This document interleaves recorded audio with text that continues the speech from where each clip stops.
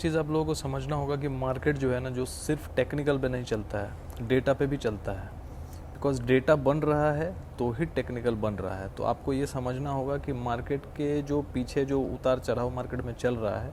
तो वो पीछे से कोई बाई सेल कर रहा है, ऑर्डर बना रहा है ना, बहुत भारी मात्रा में कोई वॉल्यूम क्रिएट कर रहा है बाई करके सेल करके, तो उससे इम्पैक्ट जो बन रहा है उससे कैंडल्स बन रहे हैं रेड और ग्रीन। तो टेक्निकल से तो हमें ये समझ में आ रहा है कि प्राइस एक्शन क्या है, मार्केट ऊपर जा रहा है नीचे जा रहा है, ये समझ आ रहा है। लेकिन उसके पीछे का डेटा यदि आपको समझ में आ जाए, जैसे हम लोग इंडेक्स डेटा क्यों शेयर करते हैं, क्यों बताते हैं स्टूडेंट्स को कि इंडेक्स डेटा यदि आप डेली इंट्राडे कर रहे हो तो आपको डेटा जानना बहुत ज़रूरी है।